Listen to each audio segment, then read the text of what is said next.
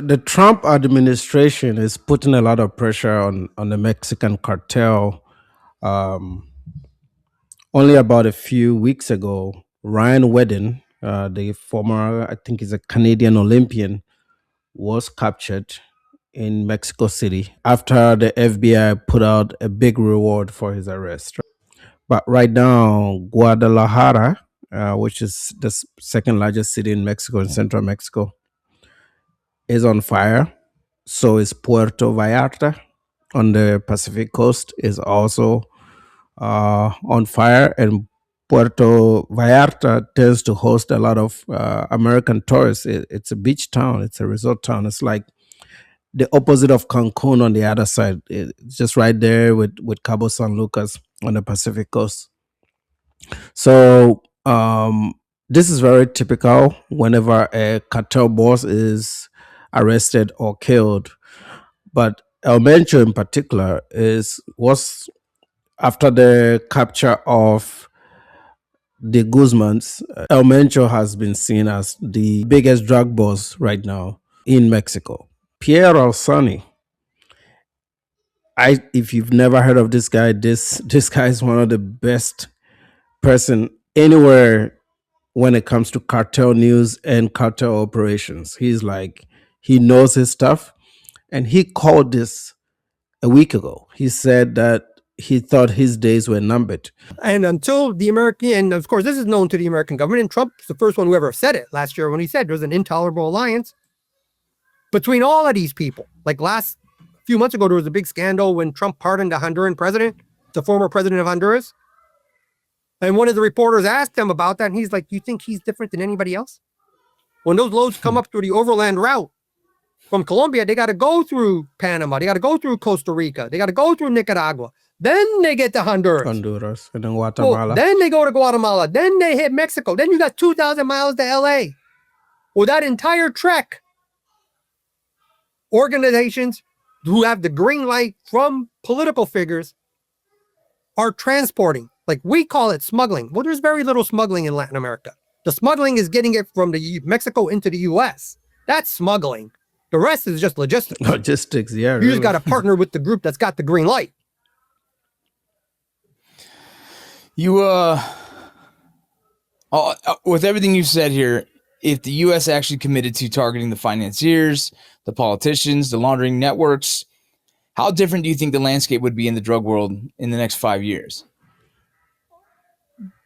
The Mexican government would stop the trade in synthetic opioids. That is the biggest deal, because the cocaine trade is always going to be there. I don't think the Americans are so worked up when it comes to cocaine and some of the other drugs and hard substances, because they're usually very expensive and only a few class of people can buy it. And, but the synthetic opioids, even kids can afford it. I mean, $20 can get you high. And their effects are much more detrimental to humans. If you go to LA and in places like Kensington, just north of Philadelphia, these are the effects of the trank and the synthetic opioids are right there in your face, and it's very hard to watch, right? Even Portland, Oregon, Seattle area, you can really see the impact of synthetic drugs on American society right now. I think that is where US authorities are very much concerned that these guys keep pushing these synthetic drugs that they've been signaled not to push, but they keep pushing it because of the profit margin. You got a bigger market, a larger group of people to sell to, and it's very affordable. Whereas with the cocaine trade, it's just a specific group of people that can afford it, right? So they are looking at it from the Mexicans are looking at this from a market perspective, how they can maximize their earnings and how easy it is to produce these synthetic drugs. But the Americans are looking at the devastation of those drugs compared to any era of the drug trade, during the cocaine and all this, except for crack, of course. But that era was just completely better than it sucks to even use the word better in this context, but that era was much more tolerable. You could work with it. Now what they're dealing with now comes the cost of it, it just the amount of deaths and devastation. I think the US authorities just don't want none of this synthetic stuff. And the pressure is on Mexico to get rid of it. They have to get rid of it. And the Americans will go in guns blazing with all the weaponry to take care of this. After the whole Maduro capture, I think the Mexicans know that the Trump administration is not playing, so they have to do something about this. They can be incentive because if that's what the issues that's driving everything. If they get the Feni under control, then everyone could just go back to business as usual. The U.S. will treat it as a law enforcement matter. They'll pretend like they're helping to take a bite out of crime. But I believe that the Mexican government can be incentivized to stop the Feni trade, and in particular, like Mencho's days are numbered. That's where he said it right there. He says Mencho's days are numbered, and he said this. I'll show you the clip. Shout out to the guys at Ironclad. This clip was loaded 6 days ago. So he called it. He really, really called it. And I'm telling you, this dude is like one of the best when it comes to cartel news, anything cartel. And he's usually hosted right here on Ironclad. So you could go back and watch the whole video. It's about an hour and 18 minutes. He really talked about some really, really, really interesting stuff.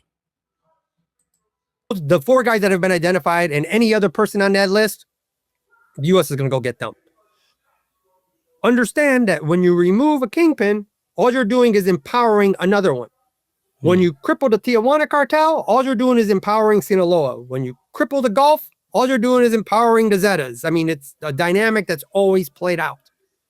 And so if the goal, that's why I said you have to define the end state. If the goal is to stop the Feni, well, the Mexican government can approach, each political party can approach their narcos and say, hey, cut it out and stop the independent groups that are operating outside of the cartel structures. Essentially, you're going to deputize the Menchos. Yeah, I mean, what you're saying a lot in this hour-long interview is how much the banks are involved in this in Mexico and how big business in Mexico is involved. It's more like a private equity system over there of this criminal activity. And he also talks, man, this guy has a lot of information. You guys should go back and watch the entire video. I'll put the link in the description. He talks about just how much the Mexican government is also involved in all these operations and how all these political parties are factionalized into groups and the narcos that support those specific parties. It's like a whole mess in Mexico, man. But this was never an issue until fentanyl became part of the conversation. And I think they got to clean up fentanyl. Like, it's got to go. As long as Donald Trump is president, they're going to be under a lot of pressure. And I think it's in Mexico's best interest to completely get rid of fentanyl.